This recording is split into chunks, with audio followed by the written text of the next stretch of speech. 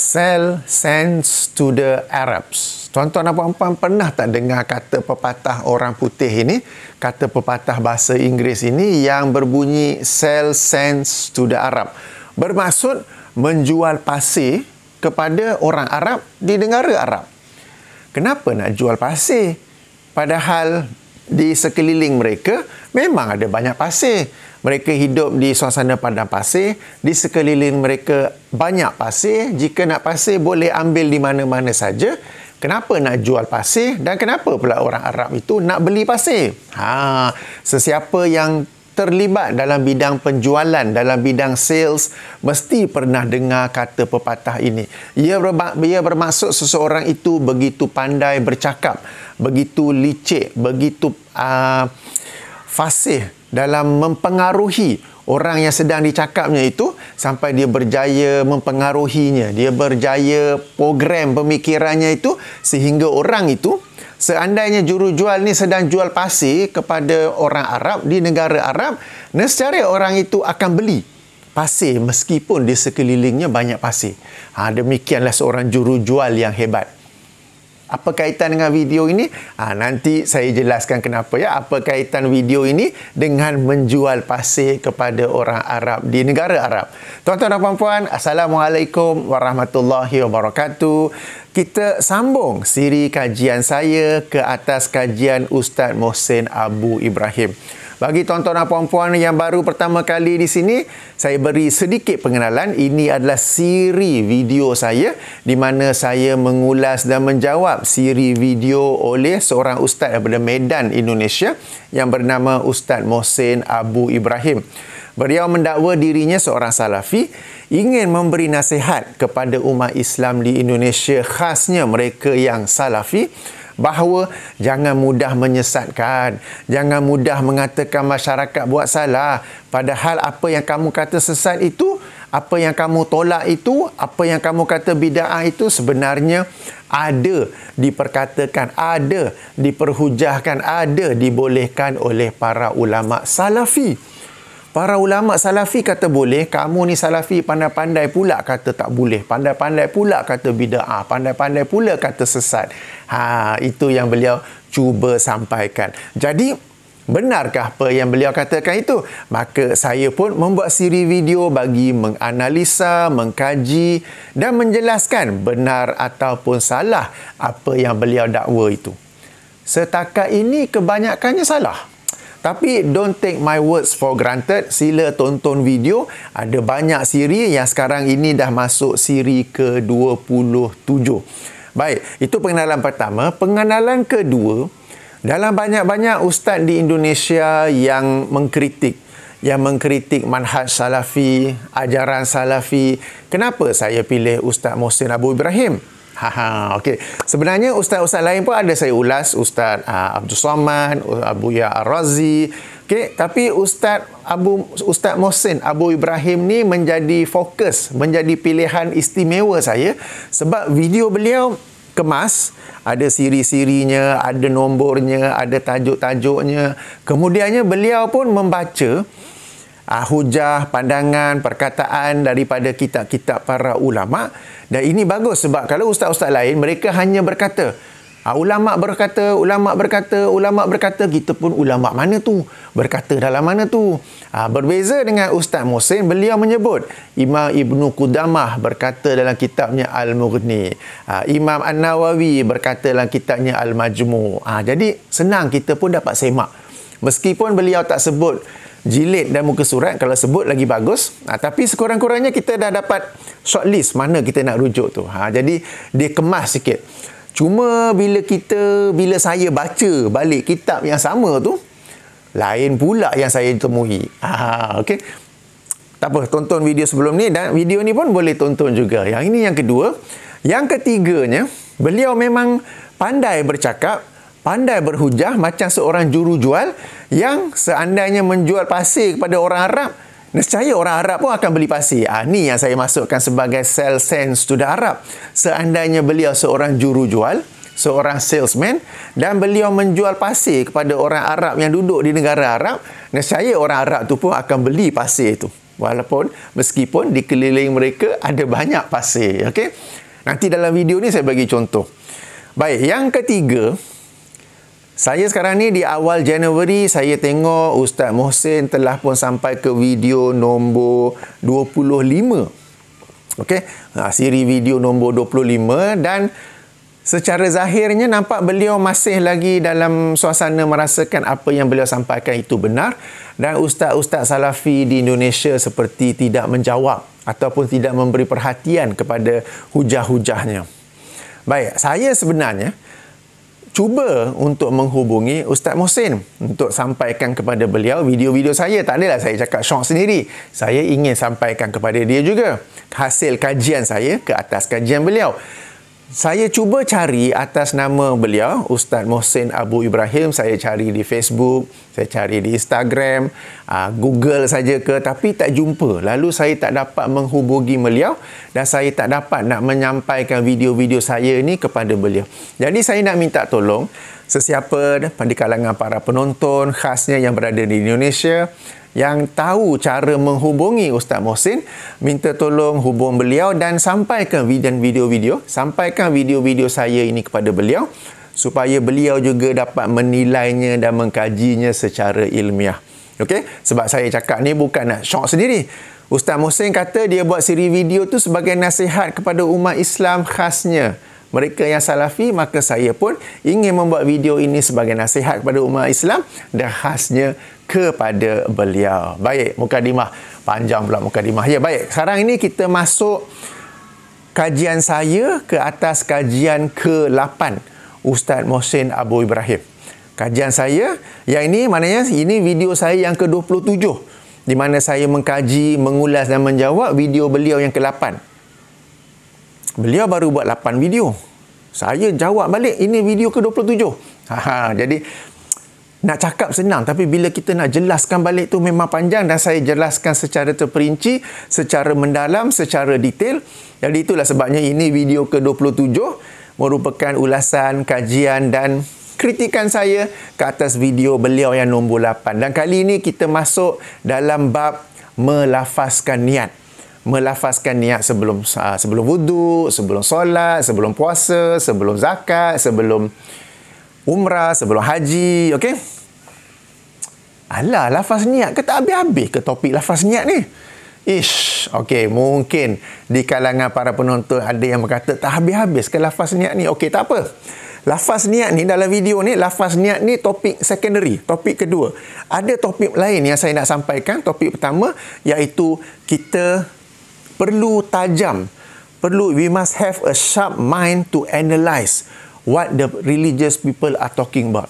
Kita perlu memiliki minda yang tajam untuk menganalisa apa yang orang-orang agama cakap.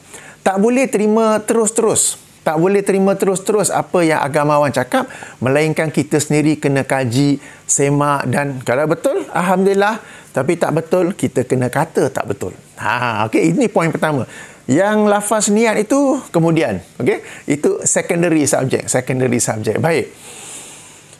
Dalam video ke-8 ini, Ustaz Mohsin ingin menyatakan bahawa para ulama Salafi, mereka juga berhujah bahawa boleh atau dianjurkan melafazkan niat. Okey.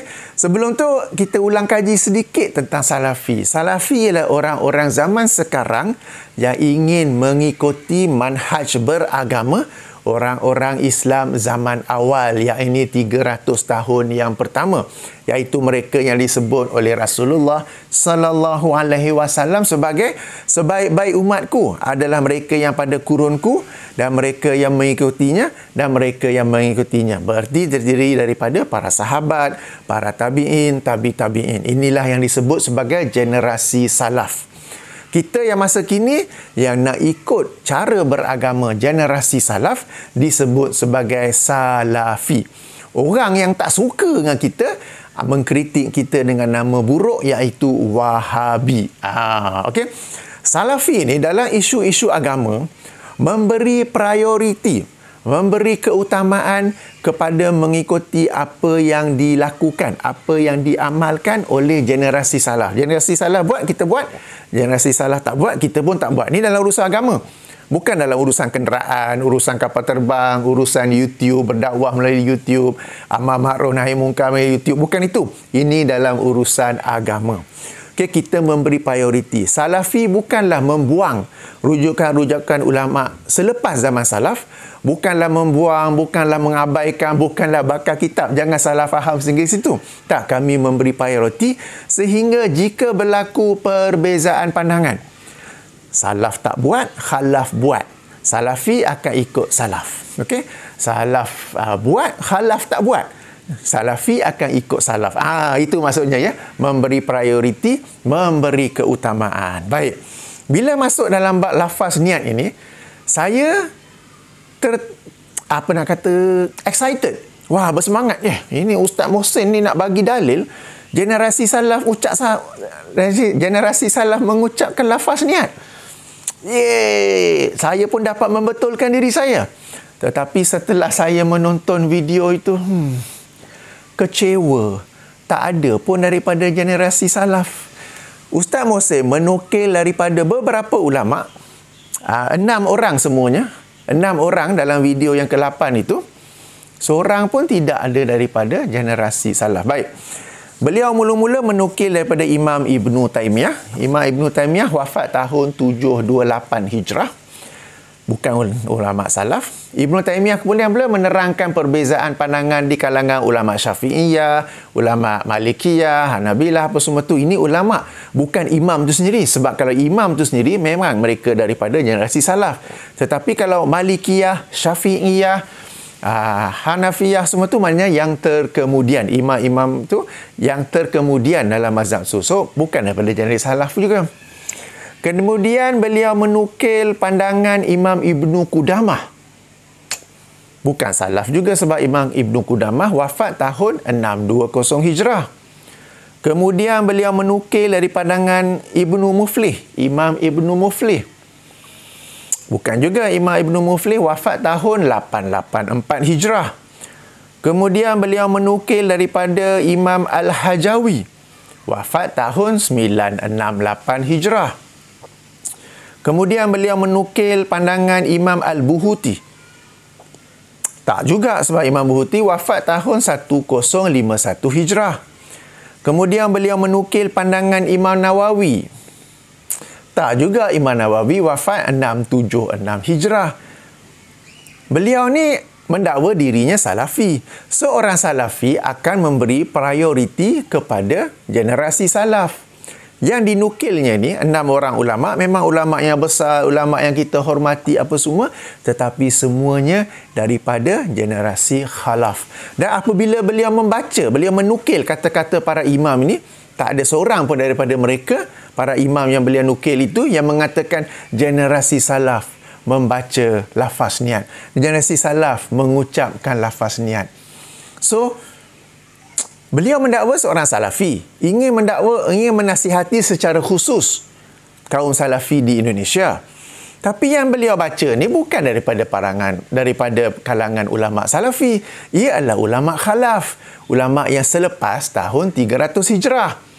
Kemudiannya ya, apa yang menarik, apabila beliau menukil nama Imam Ibn Qudamah, beliau sebut ulama besar salafi. Apabila beliau menukil Imam Ibn Muflih, beliau menyebutnya sebagai ulama besar salafi. Apabila beliau menukil Imam Al-Hajawi, Imam Al-Buhuti, Imam An-Nawawi, beliau sebut sebagai imam besar, ulama besar salafi. Setahu saya, setakat yang saya ni sayang para ulama, kita kaji para ulama, kita juga baca biodata mereka, biografi mereka. Saya tak jumpa pula sesiapa yang lain yang memanggil, yang menggelar mereka tu sebagai salafi. Saya bagi contoh Imam Nawawi. Imam An-Nawawi, imam besar dalam mazhab Syafi'i. Kitab-kitabnya masyhur di Malaysia, Indonesia, Singapura, Brunei, Selatan Thailand. Hadis 40 yang beliau himpun, Matan Arba'in oleh Imam An-Nawawi kan. Kita ada Riyadus Salihin, kita ada Raudatul Talibin, kitab fiqh, Riyadus Salihin, kitab hadis. Tuan-tuan ada tak jumpa mana-mana baik yang Arab mahupun terjemahan yang tulis nama dia Imam An-Nawawi As-Salafi. Hadis 40 oleh Imam An-Nawawi As-Salafi. Ada tak? Riyadhus Salihin. Baik, tak kisah. Terjemahan Indonesia ke Singapura ke Malaysia ke mana-mana. Baik yang Inggeris sekalipun. Terjemahan Inggeris. Sebab Riyadhus Salihin ni satu kitab hadis yang sangat masyhur. Kalau belum ada, sila beli. Mesti ada kat rumah. Baca sama-sama dengan ahli keluarga. Okey. Ada tak jumpa Riyadhus Salihin oleh Imam An-Nawawi As-Salafi? Setahu saya tak pernah ada orang panggil Imam Nawawi seorang Salafi kecuali Ustaz Mohsin Abu Ibrahim. Kalau Imam An-Nawawi Asy-Syafi'i, sebab beliau mazhab Syafi'i, yang itu ada. Demikian juga bagi para imam-imam lain, Imam Ibnu Qudamah, Ibnu Muflih, Al-Hajawi, Al-Buhuti. Setakat yang saya kaji, setakat yang saya kenal, tidak ada yang panggil mereka sebagai Salafi. Lalu kenapa Ustaz Mohsin memanggil mereka Imam Salafi, ulama Salafi? Tidak lain tidak bukan nak jual pasir pada orang Arab ni. Ini cara beliau untuk cuba mempengaruhi, memprogram minda orang-orang awam yang tak kenal para ulama ni. Sebab tu disebut Salafi. Okey, padahal para ulama ni bukan Salafi. Kita bukan merendah-rendahkan, tapi mereka bukan bermanhaj Salafi. Tak pernah dalam mana-mana kitab biodata, biografi para ulama yang saya baca, yang saya tahu, yang menyebut imam-imam ni sebagai Salafi. Tapi yang menariknya, apabila sebut nama Imam Ibnu Taimiyah, beliau tak kata pula itu Salafi. Padahal kalau nak kata Salafi, yang paling layak disebut sebagai ulama Salafi ialah Imam Ibnu Taimiyah. Sebab Imam Ibnu Taimiyah, Syekhul Islam Ibnu Taimiyah yang wafat tahun 728 Hijrah, beliau dalam tulisan-tulisannya banyak menukil pandangan generasi salaf. Baik salaf buat tak buat, ada khilaf ke tidak di kalangan generasi salaf. Jadi orang yang paling layak disebut sebagai ulama Salafi ataupun imam Salafi ialah Imam Ibnu Taimiyah. Tetapi apabila sebut nama Imam Ibnu Taimiyah, Ustaz Mohsin tak sebut Salafi. Apakah taktik yang cuba dimainkan oleh Ustaz Mohsin ini? Nak jual pasir pada orang Arab ni. Dan beliau begitu pandai sehingga orang awam yang menonton videonya, tengok ni, semua ulama-ulama Salafi kata boleh baca lafaz niat. Padahal ulama-ulama itu bukan ulama Salafi. Mereka ulama tetapi dari kalangan generasi khalaf dan tidak memiliki manhaj Salafi kecuali Imam Ibnu Taimiyah. Itu yang pertama ya. Yang kedua, jika kita dengar video Ustaz Mohsin tu, bagi tuan-tuan yang belum dengar, saya ada bagi video Ustaz Mohsin tu di bahagian description. Exit video ini, tag pada tajuk, ada description di situ, sila tonton ya. Poin kedua yang saya nak ajak tuan-tuan dan puan-puan fikirkan ialah apabila menyebut nama-nama ulama tu, satu panggil Salafi, kemudian beliau berkata Imam Ibnu Qudamah yang menjadi panutan semua ulama Salafi.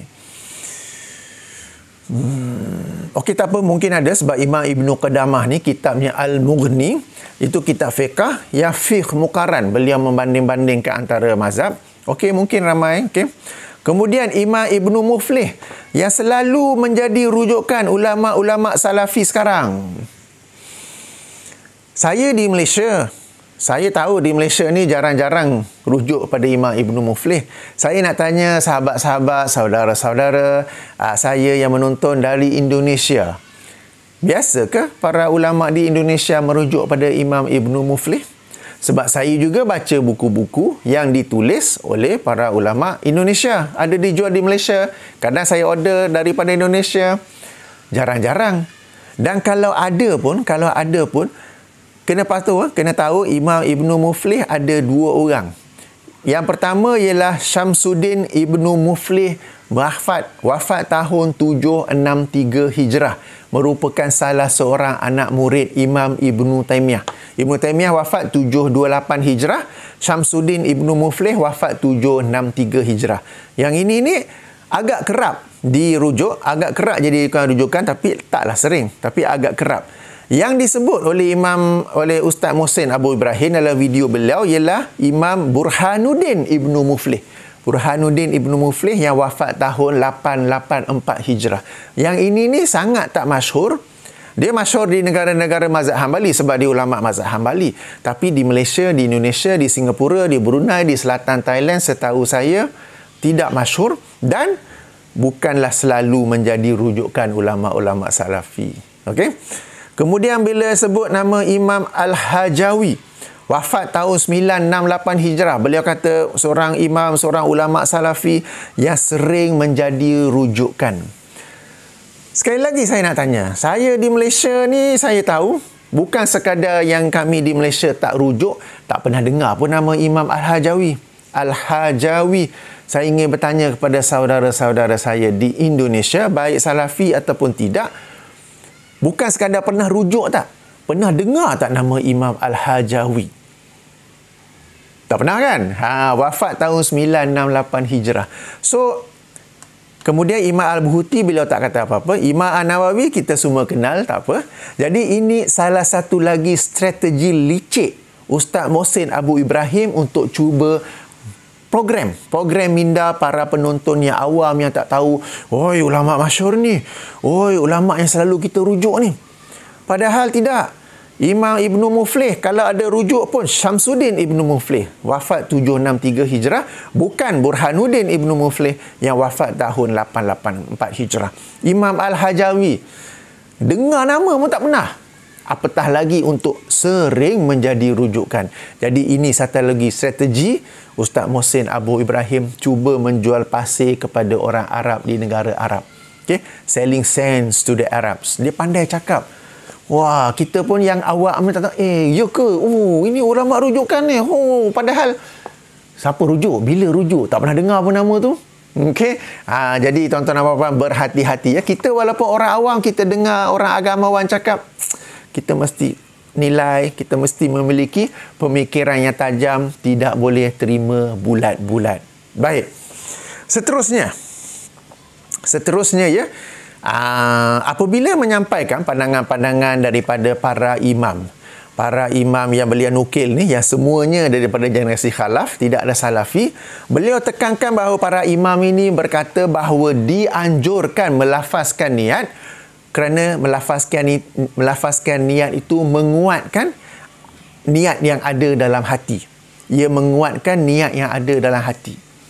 Sebab kadang-kadang macam beliau kata, beliau ulang 2 kali ya, minit ke 11.15, minit ke 18.35. Sebab kadang-kadang kita ni ragu-ragu atau was-was ibadah apa yang kita buat. Kita ni ragu zuhur ke asar. Jadi kita lafaz dengan mulut maka menjadi lebih yakin. Sebab melafazkan niat dengan mulut menguatkan apa yang dalam hati. Tuan-tuan, saya nak tanya tuan-tuan dan puan-puan semua, biasa ke was-was sampai tak dapat nak bezakan solat zuhur ke solat asar? Honestly, sejujurnya, tuan-tuan biasa ke keliru-keliru? Sebab para imam ni kata melafazkan niat dengan mulut itu menguatkan apa yang dalam hati. So, ini nampaknya khusus kepada orang yang ada penyakit was-was. Maka dia melafazkan niat, dan lafaz niat ni cukup, inilah solat zuhur aku, inilah solat asar aku. Bagi orang yang tidak ada apa-apa was-was dalam hatinya, dia tahu confirm ini solat zuhur aku, ini asar, ini isyak, tak perlu nak lafazkan niat. Itu yang pertama. Yang kedua, beliau juga berkata jika tersilap lafaz dengan mulut, yang diambil kira ialah dalam hati. Macam tu tak payahlah lafaz niat. What is the purpose for you to say when you say something wrong? What it takes into account is what is in your heart. Jika lafaz dengan mulut ni salah, kita nak solat zuhur, beliau sendiri sebut nak solat zuhur, hati sebut zuhur, tapi lisan sebut asar, yang diambil kira ialah solat zuhur. In that case, malah macam tu tak payahlah lafaz niat apa-apa. Yang diambil kira dalam hati, sudahlah cukup kita mengetahui dalam hati, saya sekarang nak solat zuhur, saya sekarang nak solat asar. Bahkan pergerakan kita, tindak tanduk kita, maknanya katakan sekarang sudah pun masuk 1:30, dah masuk solat zuhur, kita pun bergerak, ambil wuduk, kemudian bersiap-siap, kemudian pergi ke surau ataupun bersiap-siap, kemudian solat di rumah. Itu sudah cukup sebagai petanda ataupun bukti yang kukuh kita hendak solat zuhur. Nak lafaz apa lagi? Kan? Melainkan bagi orang yang was-was. Bagi orang yang was-was pun, dia ada cara-cara lain. Katakan dia boleh tulis atas kertas, saya sudah solat Zuhur. Sebab orang was-was ni bukan sekadar itu. Dia kemudian katakan dia solat Zuhur 1:30, pukul 2:30, pukul 3:30 nanti dia terfikir, aku dah solat Zuhur ke belum? Aku dah solat Zuhur ke belum? Jadi bagi orang macam ini, yang saya cadangkan ialah kita boleh guna phone juga, kita download apps yang macam ada checklist. Zuhur bila dah solat, kita tick. Asar bila dah solat, tick. Maghrib dah solat, tick. Isyak solat, tick. Besok kita delete semua, start over again. Jadi ia menjadi peringatan kepada kita. Dia jenis selalu lupa rakaat pertama 1, 2, 3, 4 selalu lupa. Boleh juga kita tick. Saya guna apps Google Keep. Google Keep ada checklist di situ. Bukan untuk ragu solat tapi untuk perkara-perkara lain dia ada macam checklist, kita boleh tick kat situ. Itu caranya. So skill masih lagi sebab nak melafazkan niat itu sendiri pun macam, tapi tak apalah. Ulama khalaf kata demikian. Ulama salaf tidak ada yang menganjurkan. Apakah ulama salaf ini tidak mahu menguatkan apa yang dalam hati mereka, ataupun sebenarnya tak payah. Okey. Jadi tuan-tuan dan puan-puan, kalau kita semak ni yang diberikan penjelasan oleh Ustaz Mohsin, poin yang paling penting, beliau tidak mampu, beliau tidak berjaya untuk mengemukakan seorang pun daripada kalangan generasi salaf yang menganjurkan melafaz niat. Yang beliau bawa ialah ulama-ulama terkemudian yang beliau cuba program para penontonnya, cuba pengaruhi para penontonnya dengan kata-kata imam salafi, ulama salafi, ahli sunnah salafi yang sering menjadi panutan, yang selalu menjadi rujukan, yang menjadi semua orang merujukan semua orang, padahal tak pun. Okey.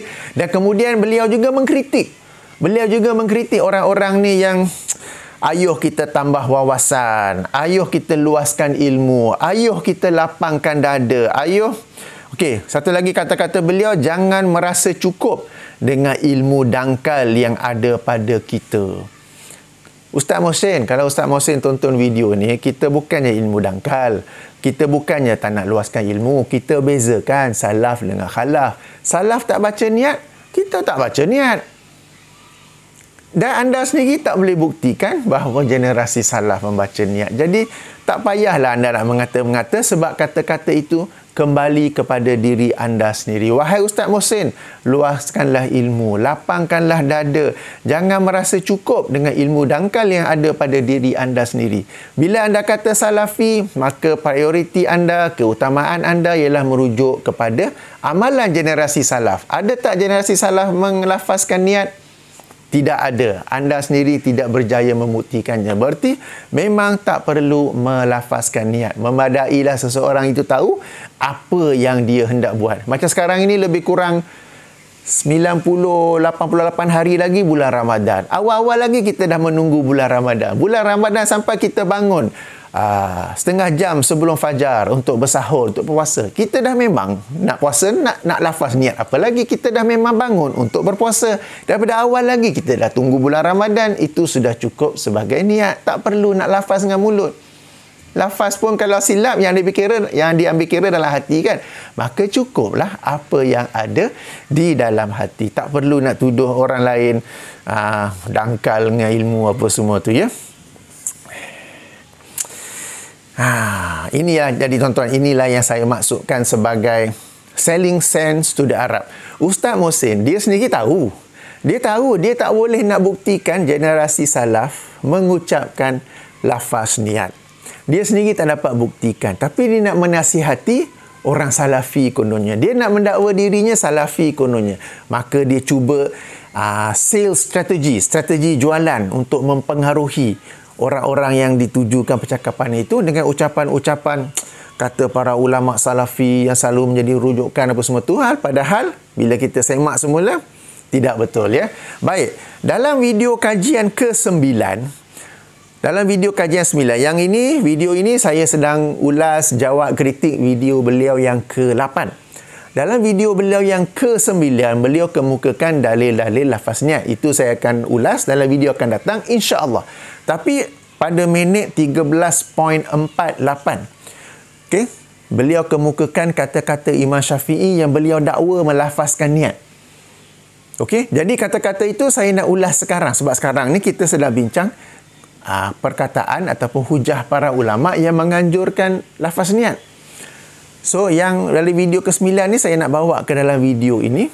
Okey, boleh rujuk video ke-9 minit 13.48. Beliau mendakwa Imam Asy-Syafi'i juga melafazkan niat daripada apa yang diriwayatkan oleh Imam Ibnul Muqri. Ibnul Muqri ini seorang imam hadis. Nama penuh beliau tidak begitu masyhur. Saya bacakan nama penuh beliau: Abu Bakar Muhammad bin Ibrahim bin Ali bin Asim Al-Asbahani. Okey, yang masyhur dikenali sebagai Ibnu Muqri, wafat tahun 381 Hijrah. Okey, beliau dalam kitabnya Al-Mu'jam. Okey, Al-Mu'jam edisi Maktabah Syamilah, rujuk riwayat nombor 317. 317 beliau meriwayatkan dengan sanad yang setahu saya ialah sahih. Okey, Ar-Rabi'. Rabi' ni anak murid top, anak murid utama Imam Asy-Syafi'i berkata, Kana Asy-Syafi'iyyu iza arada an yadkhula fi salata. Kebiasaannya Imam Asy-Syafi'i apabila hendak memasuki solat, apabila hendak memulakan solat, beliau berkata, Bismillah muwajjihan li baitillah mu'diyan li fardillah azza wa jalla, Allahu Akbar. Ini mengikut Ustaz Muhsin. Ustaz Muhsin kemukakan dalam kajian ke-9, Imam Asy-Syafi'i baca lafaz niat. Betul ke ni? Mari kita rujuk. Perkataan kana memang bermaksud lazimnya, melainkan ada petunjuk, melainkan ada qarinah, melainkan ada bukti bahawa ia hanya berlaku pada ketika yang tertentu. Dan qarinah ini ada dalam lafaz itu sendiri. Okey? Adalah Imam Asy-Syafi'i apabila hendak memasuki solat, apabila hendak memasuki ataupun memulakan solat, beliau mengucapkan Bismillah dengan nama Allah. Aku menghadap wajahku kepada Baitullah, yang ini Mekah. Imam Asy-Syafi'i, beliau tidak duduk full time, beliau tidak duduk sepanjang hayatnya di Mekah. Beliau seorang ahli ilmu yang banyak bergerak ke Iraq, ke sana kemari untuk mencari ilmu, menyebarkan ilmu, dan beliau sendiri meninggal dunia di Mesir. Jadi ucapan ini hanya beliau ucap apabila beliau berada di Mekah, di Masjidil Haram, sambil menghadap Kaabah. Jadi sebab Ustaz Muhsin berkata kana ini sering ataupun lazimnya atau kebiasaannya. No. Itu dari sudut bahasa betul. Ya betul, melainkan ada petunjuk lain, ada qarinah lain yang mengalihkan ia kepada maksud yang lain.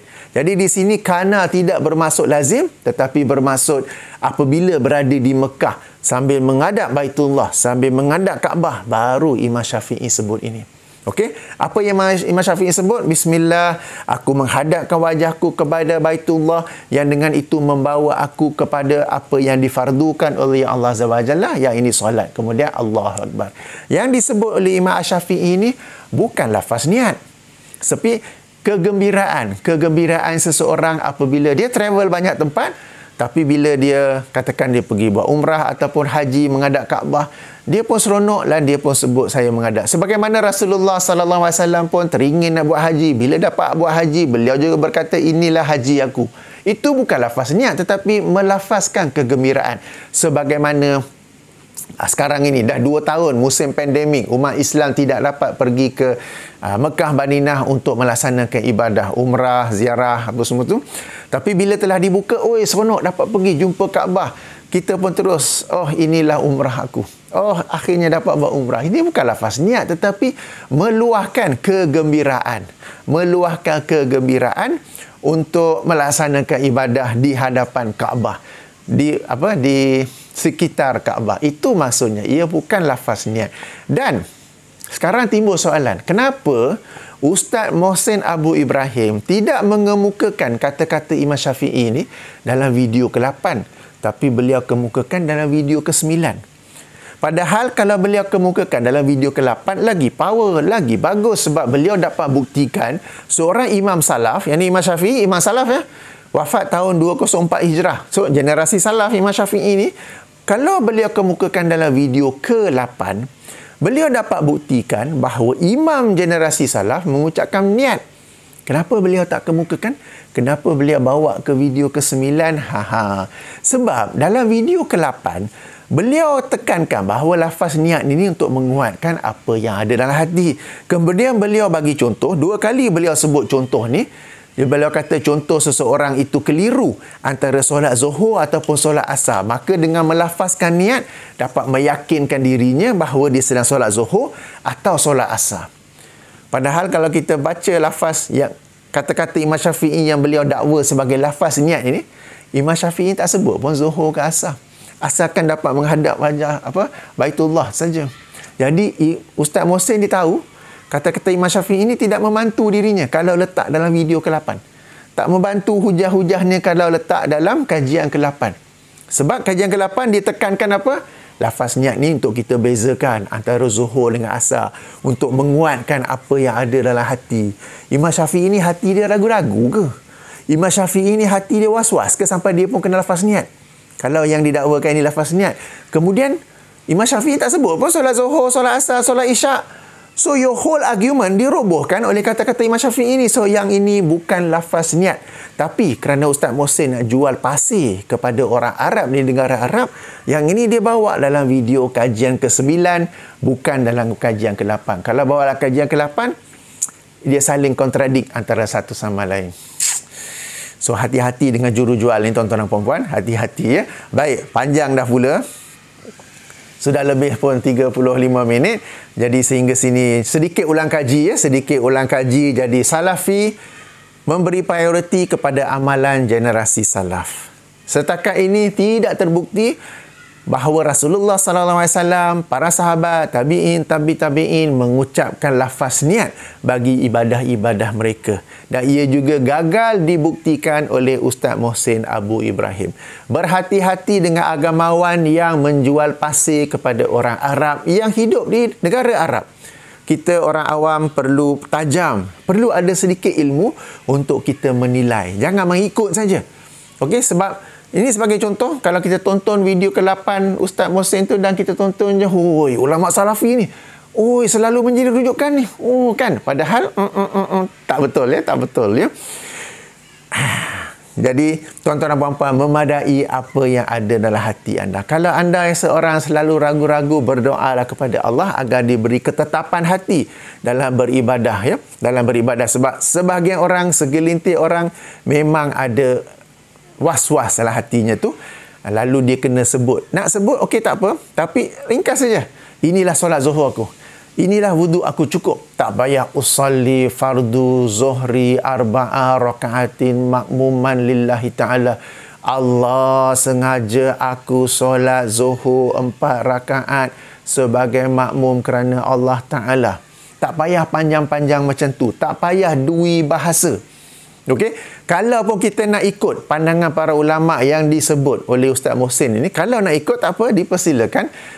Kami Salafi tak ikut. Tapi kalau anda nak ikut, dipersilakan. Maka cukup dengan inilah solat zuhur aku, inilah solat asar aku, inilah puasa Ramadan aku. Tak payah sebut lillahi ta'ala sebab anda memang kerana lillahi ta'ala. Tapi mungkin anda ragu-ragu, sekadar itu sudah cukup.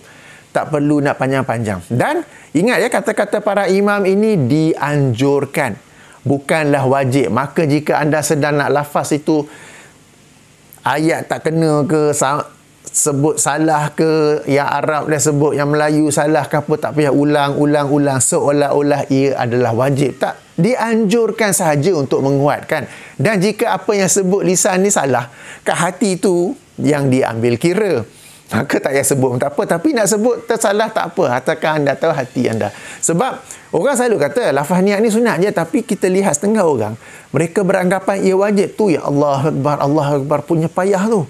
Tapi kalau orang itu tahu ia sekadar dianjurkan, cukup dengan menyebut inilah solat zuhurku, inilah solat asarku, tak akan jadi macam ni. Tak akan jadi bertakbir berkali-kali sampai imam rukuk, tiba-tiba boleh pula dia masuk dan rukuk. Sepanjang tu duk takbir banyak kali tak masuk niat, tak masuk lafaznya. Yang Arab kena, Melayu tak kena. Yang Melayu kena, yang Arab tak kena. sangat-sangat menyusahkan. Dia sangat-sangat menyusahkan. Okey, jadi yang terbaik tak payah anda tahu apa yang ibadah yang anda akan lakukan, dan Allah juga tahu apa yang anda akan lakukan. Jadi tak payah menyusahkan diri sendiri dengan bab lafaz-lafaz niat ni. Kalau nak lafaz pun tak apa, ringkas saja, pendek saja, ia untuk meyakinkan diri anda. Bukan nak kena lafaz panjang-panjang seperti yang mana yang biasa diajar di Malaysia. Baik, kita sambung dalam video seterusnya nanti. InsyaAllah kita akan analisa pula dalil-dalil yang dikemukakan oleh Ustaz Muhsin untuk membenarkan amalan ataupun anjuran lafaz niat ni, ya. InsyaAllah kita jumpa lagi. Subhanakallahumma wa bihamdika asyhadu an la ilaha illa anta astaghfiruka wa atubu ilaika. Assalamualaikum warahmatullahi wabarakatuh.